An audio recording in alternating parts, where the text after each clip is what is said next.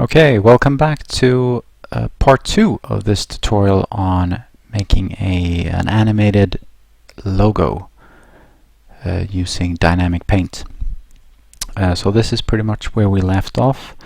We have this animated ball with a trail going on. Okay, so just to show you what we got. Okay, we have this ball, and underneath that we have a brush that is actually painting on the canvas. Great. Now I'll show you just if I just increase this to make 2 laps instead of 1 lap. Right now it's 1 lap. We will use this constraint here. We have the offsets. We have the offsets to 125 at frame 125. I will go to 225. 225. There we go. I'll set the offset to 225 and press I to insert a keyframe, and now we have 2 laps. We'll increase the timeline and we play it. Oh, it's really slow, but that doesn't matter. Okay, it's the good. What I wanted to show you now is to make this expanding effect that I'm using in the beginning of the animation, and that's simply to what we simply do is 125. Let's set another keyframe here for the scale of this orbit. Scale orbit 1i to insert a keyframe, and then we'll go about there, and we'll scale it, S to scale it down, great, I to insert keyframe. So now we have this expansion going on. Perfect. Pretty much what I had in the in my animation. So now we'll switch to animation scene. Just scale this up. Okay, here's our expansion animation.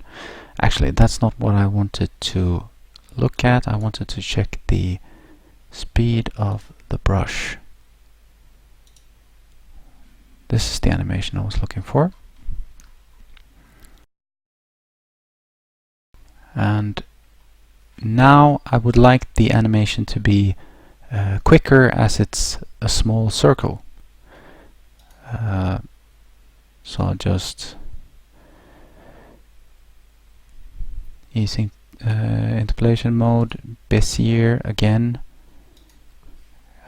grab to grab, Y to keep it in the Y direction, and we'll just go crazy. Grab. Okay, that's pretty good. So let's see what this does.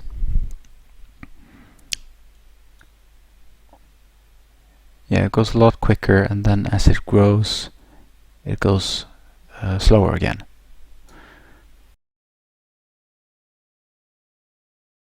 Good, and we can tweak this to infinity. I'm not going to do that. This is just a quick tutorial on see how it's done, and this is the way I did it, and then I just tweaked it until I was really happy with it.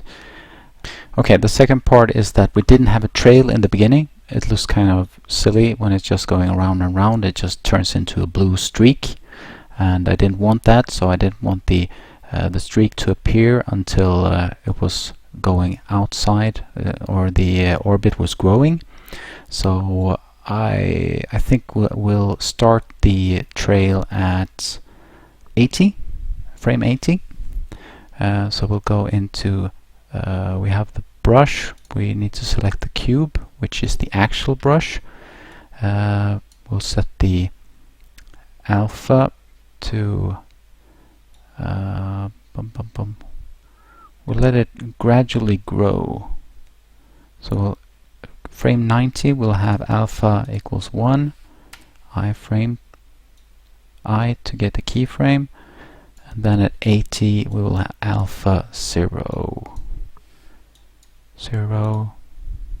There we go.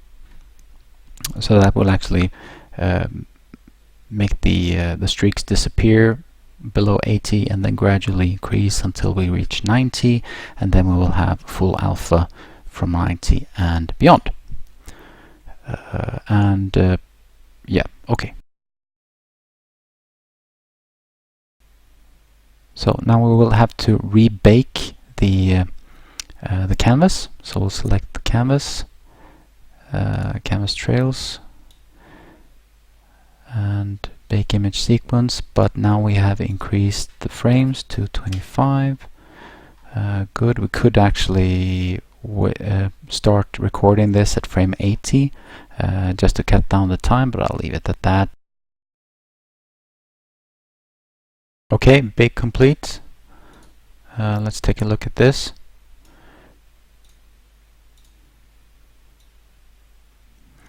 We need to switch the materials as well. Yep. Take a look at the materials for the canvas trail. Node editor. 225. Timeline. Okay, but it doesn't start. We don't get a trail until... Okay, sorry about that. I had to pause the video for a while. I had to figure out why this was happening. And when I scaled this circle down, it also affected the cube, because the cube is connected to the sphere and the sphere is linked to the circle. So when I scaled down the circle, the measurements didn't add up. So you get what we have here. This is the canvas and this is the actual brush, and you can see there's a difference. And at 100% you can see that the brush has contact with the canvas, but as soon as you go below 95 you see that the brush no longer has contact with the canvas. So we need to fix that. To affect the scale, instead of affecting scales in all of the directions, we will only affect the scale. If we select the orbit, we will not scale the orbit in the Z direction. So we'll find the keyframe. There we have the keyframe. Delete single keyframe. Okay. So you can see this is a side view. You can see that the box now has contact with the canvas all the time. Perfect. So that would fix it, and we'll just do another bake. Okay, the bake is complete. Let's have a look.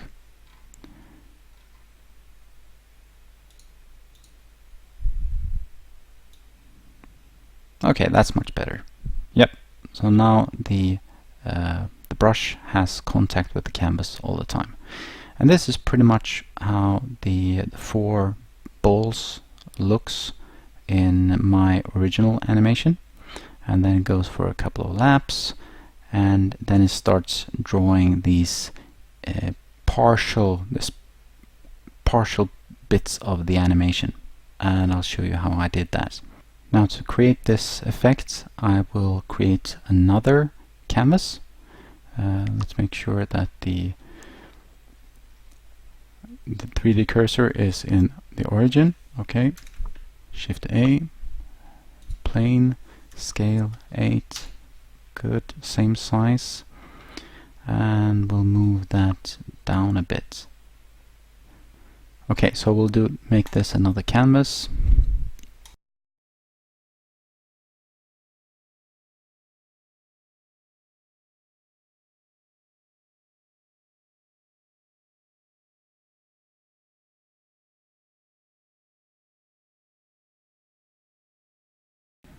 Okay, now we have another canvas. Let's call that canvas partial, and we need to add another box. Let's make this a duplicate of that one.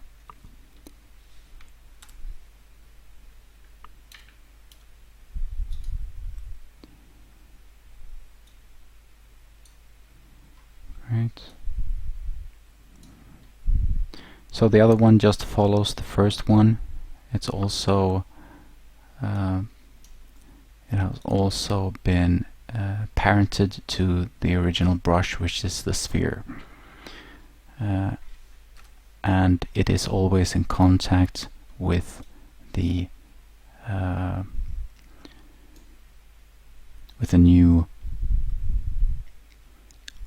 new canvas. Now there are a few ways to make this kind of pattern that we had. We're going to erase this the keyframes for the brush, because we just took a duplicate of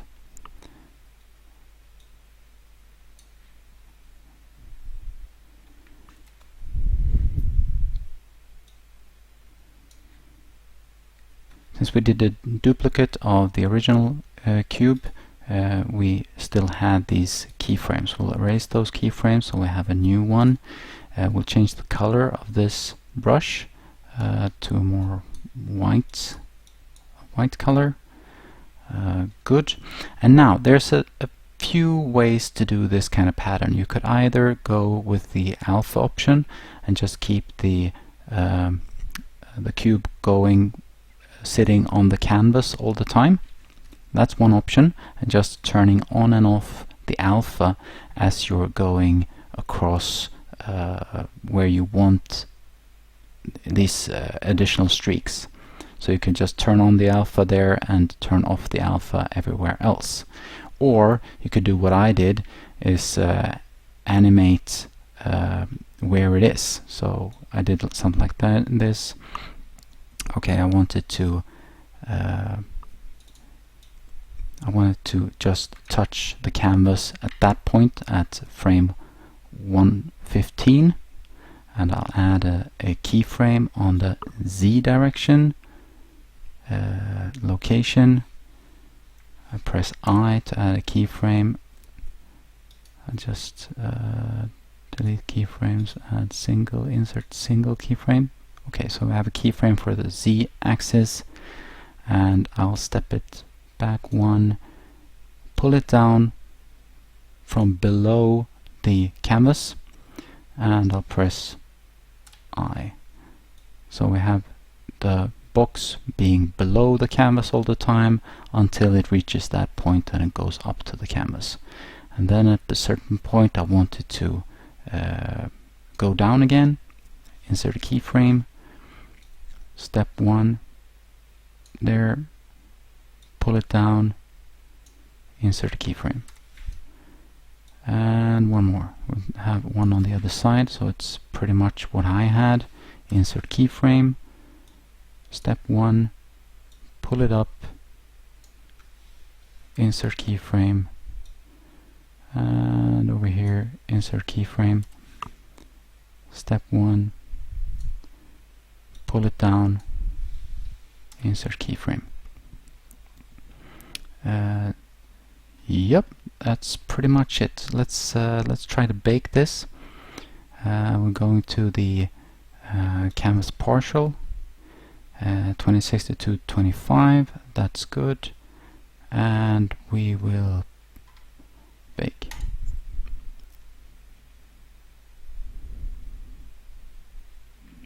Okay, that was a very quick bake because I didn't change it from 225, the resolution, still 225, 256 I mean. We'll see how it looks.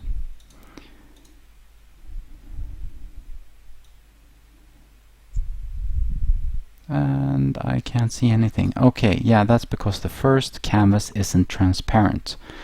I'll fix that. Hang on.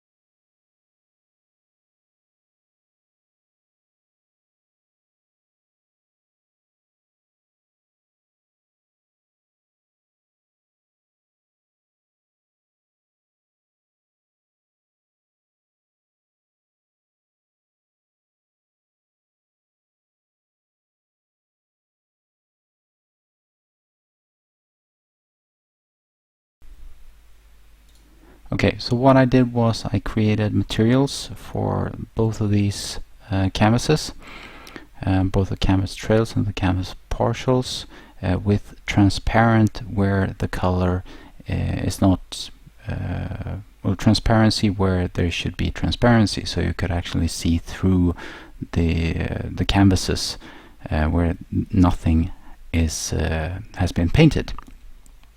So it's a see-through wherever you haven't painted anything. So that's what this does.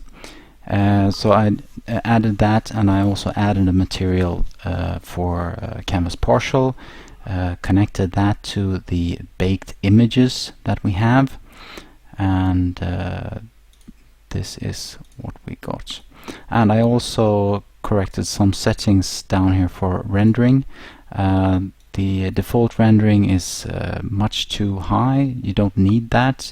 We don't have any bounces. We don't have any diffuse or glossy. There's nothing to render here. So to increase rendering, just add some transparency because we need to see through this. But otherwise, we don't need it. So we'll just turn it off. Speed things up. And what we got is an animation here, and you can see here we have a white paint coming on the hitting one of the canvases, the other canvas, so you get this partial logotype thing that I was talking about. And this is controlled by lifting the brush away from the canvas, and as you see, we get this bluish tint to the white streak, and that's because the blue from the tail of the ball is on top of the other canvas. So it probably looked better if I did it the other way around. I'll fix that now.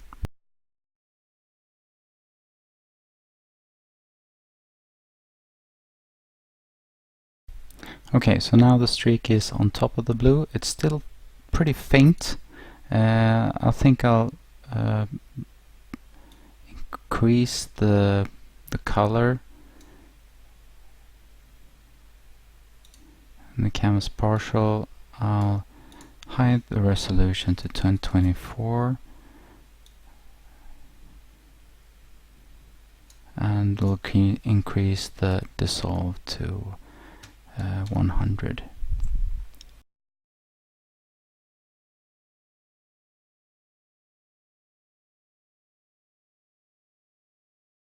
Okay, the bake is complete, and we have streaks. They're hanging in there a bit longer since we increased the dissolve number of frames before it dissolves.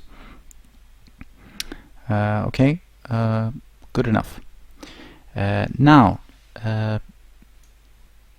we have the expanding circle, we have the appearing trail from the circle as it expands, and we also have the drawing of the partial animation, or the partial logotype, I should say. Now it's time to show the final step, which is the actual drawing of the animation. Now, how I did that was I first imported a scalable vector graphics, which I created in Inkscape, of the logotype, but you could use curves just as easily, but I already had this scalable vector graphics, so I just imported that. Okay, I've imported the logo. It's popped up here like curve.002, and there it is. We have some additional curves here as well. We'll just delete those. We don't need those. The frame. And here's the logotype. We just need to scale it up pretty much, I would say. Scale 100, scale 10. Okay, now we're talking. Let's see here. Okay, we have the origin. We'll tab into edit mode, grab all, select all, grab them, and gonna need to scale it down. Tab out, S to scale.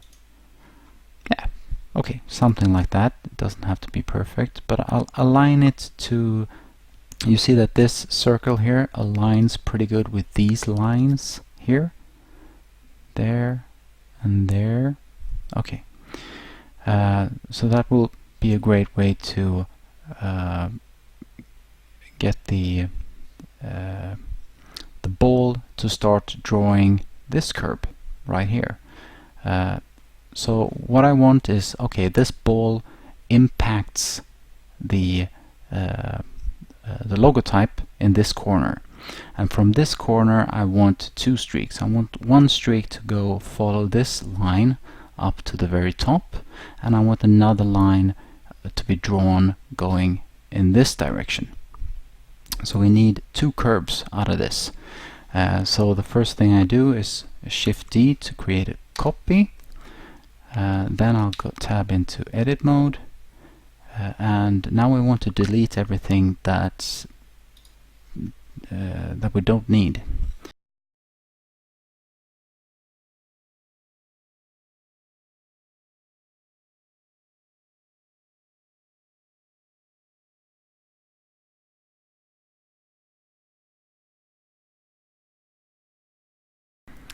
Okay, at this point we have one curve that covers both the curves that we want. So what I do now is I make another copy of that one, and in the first one we will delete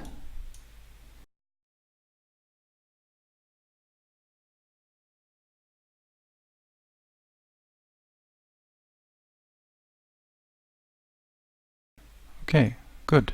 Now we have two curves that I'm going to use, and what we need is actually two more brushes to connect to these curves, and a new canvas. So I'll create one canvas and I'll connect one brush to each curve. Okay?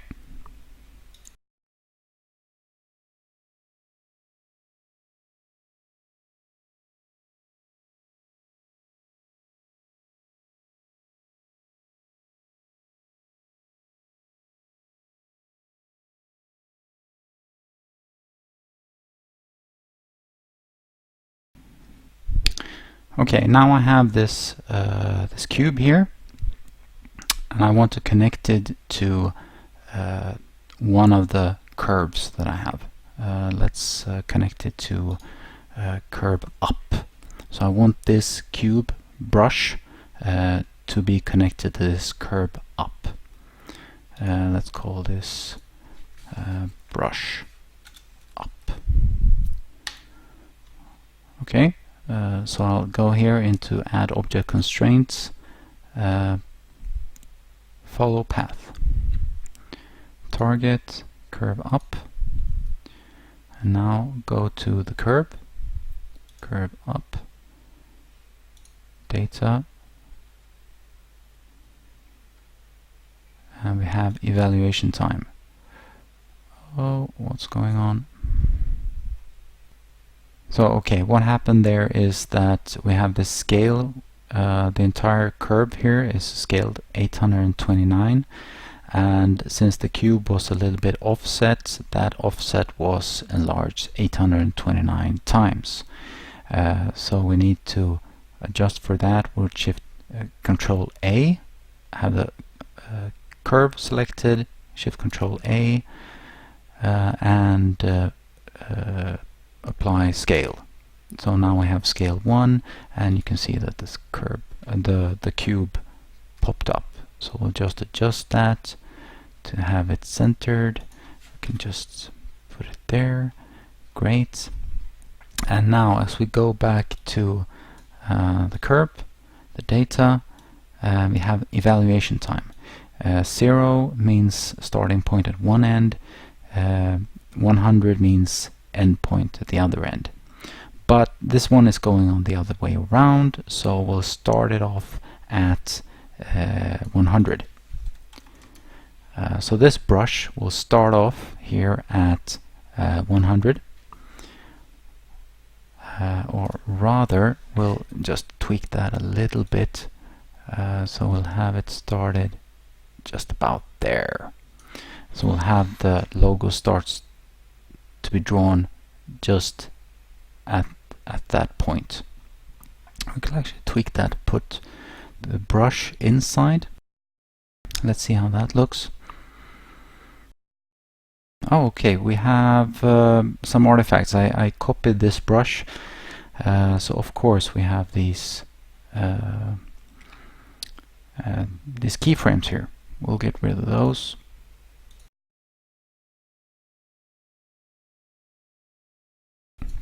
Good. So now we have a starting point for this brush, and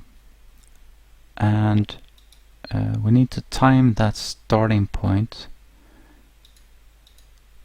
There we go, curve up. The evaluation time, we need to time that evaluation time with when the ball hits the logo. Just about there. Just about there. So we'll add a keyframe here, evaluation time. Good. And then it's just a matter of deciding how long we want it to take to actually walk all the way up to the top.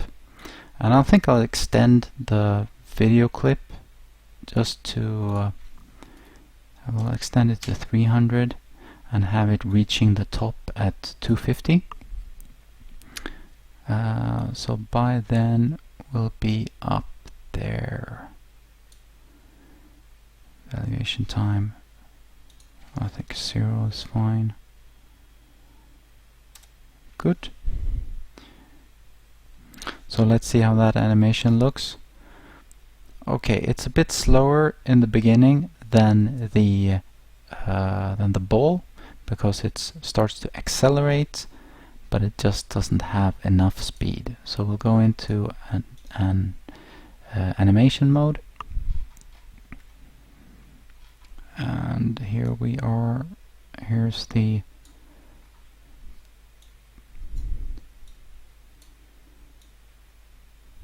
curve, and we need that to go pretty much straight in the beginning.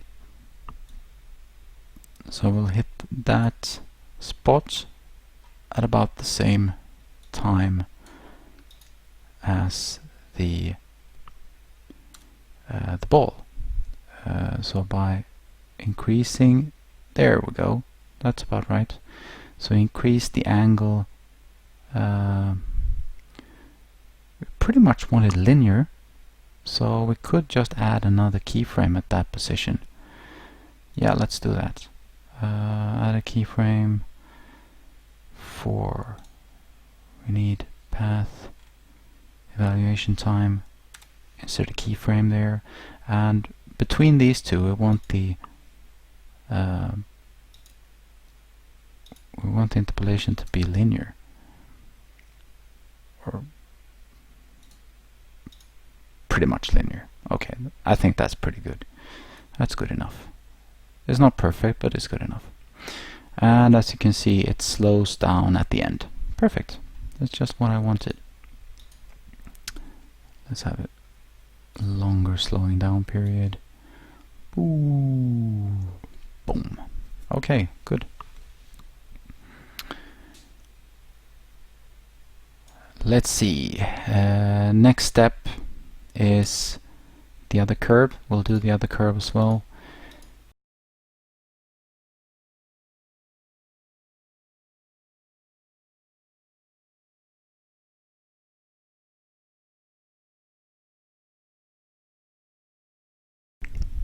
Okay, I made another copy of the brush, and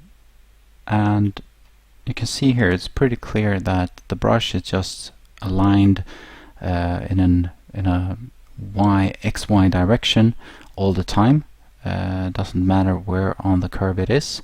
In order to fix that, we need to have this one setting. We have the brush selected, we have the restriction, the constraints set to curve right. This is what I call the curve here, curve right. Now we just need to select this follow curve. You can see, okay, then it snaps to the the alignment is along the curve. Great. Just move that to the other side of the curve. Let's see how that looks. Oh, we haven't animated anything yet.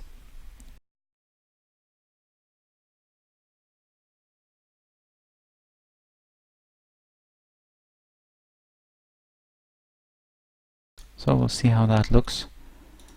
Playing it from the beginning. We have it growing, and now it draws the partials, and then boom, it draws the actual. And we need to fix this. Sorry, we need to fix this brush as well. Follow curve. Okay, we'll grab that, put it on the right side of the curve. Let's see how that looks. Yep, pretty good. We need a canvas. Yes, yes, yes. The new canvas.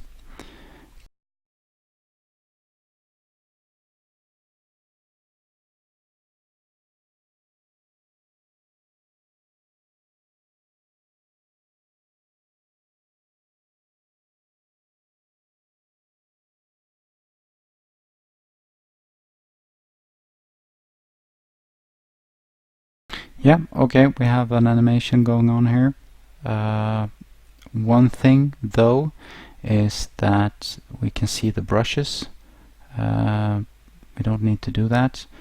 We can simply make them transparent.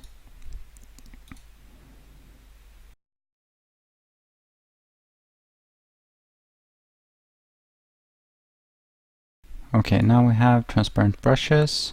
We have the materials set where we want them, but the brushes start painting on this canvas too soon. I mean, the ball hasn't hit this area yet, and it's already started painting. That's because the brushes are in a stationary position right at this point. We need them to hold on with the painting until the ball reaches that position. So we'll position the ball where it should be when it starts acting, and that's at frame 174. We'll go to wireframe mode. We'll check the side position. Okay, so these are the brushes that we're interested in, and we want to add keyframes in the location for the Z direction. So we'll add a keyframe here, and we'll add one for the other one as well. We'll go one step back, 173, and we'll pull these down from below the canvas or above the canvas. We can go either or. We can go above. Okay, we'll go above. Good. And we'll add a keyframe. This brush is hovering above the canvas until the ball hits, and then it drops and starts painting. So we'll do that to the other one as well. Okay, so now both these brushes are hovering above the canvas, and when the ball hits, it drops and starts paint on the canvas. So now we just have to bake the canvas again.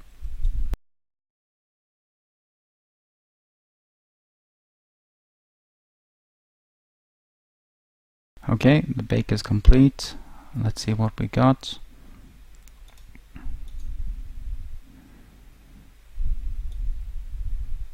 Yeah, we have no brushes until it hits. Boom. It's almost like the impact of the ball is starting the paint process of the logo. Great. But the video now stops, well, after frame 225 we don't have any image data for two of the canvases, so I'll just tweak that to add to make it go to a transparent material after frame 225.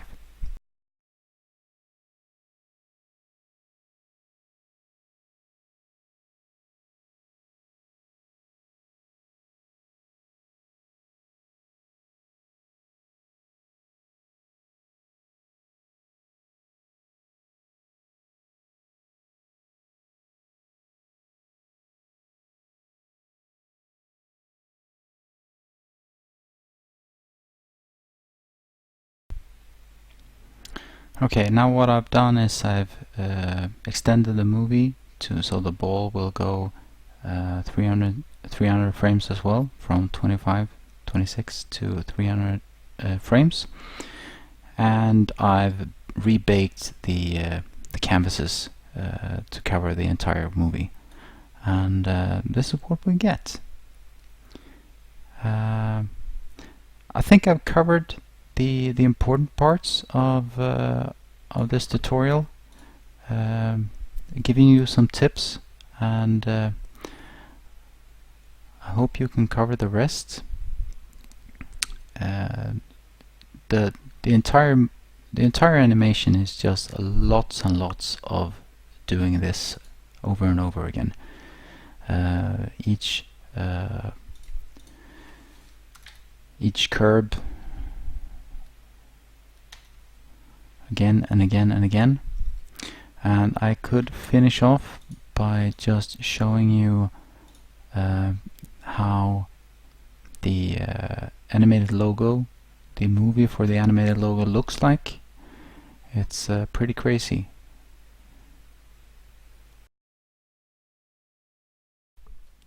Now, what we're looking at is 27 animated brushes painting on 3 different canvases and following 19 curve segments that makes up the logo.